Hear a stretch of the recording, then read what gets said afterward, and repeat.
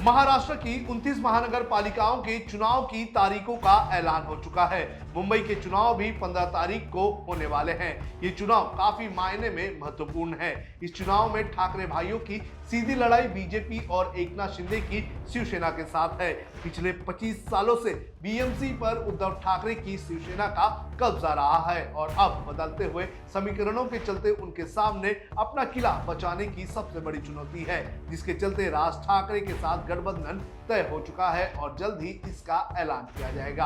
आज इस वीडियो में हम आपको बताएंगे कि कौन कौन से मुद्दे को लेकर राज और उद्धव ठाकरे मुंबई की जनता के सामने इस चुनाव में जा सकते हैं। नमस्कार, आप देख रहे हैं लोकमत हिंदी। मेरा नाम है सोनू कनौजिया।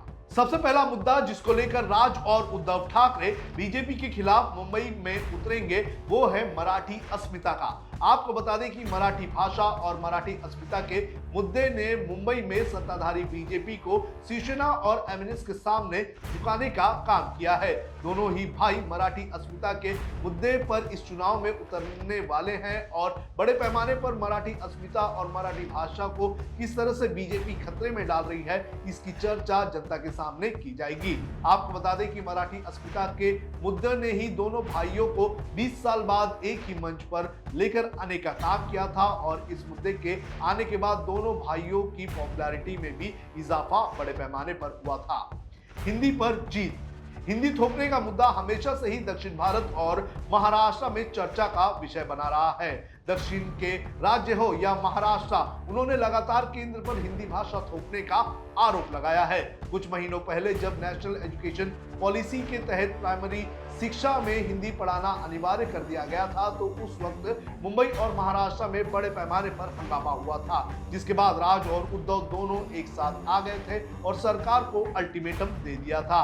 बढ़ते विरोध के बाद देवेंद्र फडणवीस की सरकार बैकफुट पर आ गई थी और फैसला वापस ले लिया गया था।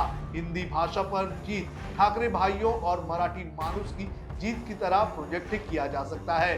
ये मुद्दा मराठी जनता से काफी जुड़ा हुआ है। मुंबई पर कब्जा।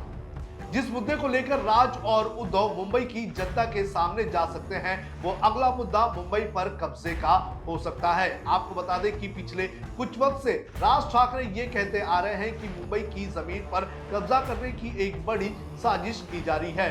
वो बार बार कह रहे हैं कि गुजरात के बिजनेसमैन मुंबई में बड़े पैमाने पर जगह खरीद रहे हैं और ये बड़ी साजिश के तहत किया जा रहा है। राज ने अपनी रैलियों में पालघर से जुड़े हुए इलाकों में गुजराती लोगों द्वारा जगह खरीदने का मुद्दा भी उठाया है। राज ने आरोप लगाया है कि मुंबई को महाराष्ट्र से अलग करने की राजनीति की जा रही है और इसमें काफी बड़े राजनीतिक लोग शामिल हैं। राज और उद्धव लोगों के सामने जाकर ये कह सकते हैं कि पालघर के बाद मुंबई का नंबर आएगा और मुंबई में बाहरी लोगों का कब्जा हो जाएगा। भूमिपुत्रों का सवाल। महाराष्ट्र में शिवसेना और महाराष्ट्र नवनिर्माण सेना दोनों का ही निर्माण भूमिपुत्रों के मुद्दों पर ही हुआ था। दोनों ही पार्टियां अपने एजेंडे में भूमिपुत्रों का मुद्दा बड़े पैमाने पर रखती है, फिर चाहे स्कूलों में रिजर्वेशन हो या फिर सरकारी नौकरी में रिजर्वेशन की बात हो। ये दोनों ही पार्टियां भूमिपुत्रों को हमेशा ही ध्यान में रखती है। इस चुनाव में राज और उद्धव के नेता फिर से भूमिपुत्रों के मुद्दों को उठाएगी और बाहरी अतिक्रमण के वजह से किस तरह से स्थानिक लोगों को नुकसान हो रहा है, इसको भुनाने का काम किया जाएगा। साथ ही बीजेपी के राज में किस तरह से मुंबई में बाहर के लोग बढ़ते जा रहे हैं, इसका मुद्दा भी इस चुनाव में उठाया जा सकता है। ठाकरे ब्रांड बचाने का मुद्दा।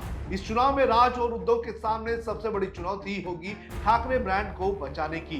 पिछले विधानसभा चुनाव में ठाकरे ब्रांड महाराष्ट्र में प्रभावित हुआ है और अगर ऐसा ही ट्रेंड बरकरार रहा तो महाराष्ट्र से ठाकरे ब्रांड खत्म हो सकता है।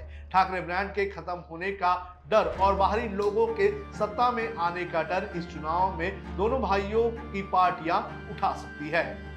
वोट चोरी का मुद्दा।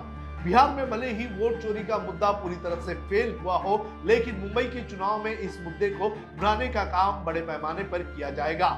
डुप्लीकेट वोटर, फर्जी वोटर, मतदान में हेराफेरी जैसे मुद्दों को लेकर राज और उद्धव जनता के सामने जा सकते हैं। तो इस तरह से इन मुद्दों को लेकर महाराष्ट्र में राज और उद्धव एक साथ हमें चुनाव में वोट मांगते हुए देखे जा सकते हैं। लेकिन देखना ये जरूरी है कि जब दोनों भाइयों के बीच गठबंधन होगा तो सीट शेयरिंग किस तरह से की जाएगी और सीट शेयरिंग के बाद कैसे ये दोनों भाई इस चुनाव में उतरते हैं और इन्हें मुंबई के लोग कितना वोट देते हैं। आपको क्या लगता है कि मुंबई में होने वाले जो बीएमसी के चुनाव हैं उसमें राज और उद्धव दोनों को मुंबई की जनता कितना पसंद करेगी? आप हमें कमेंट करके जरूर बताएं।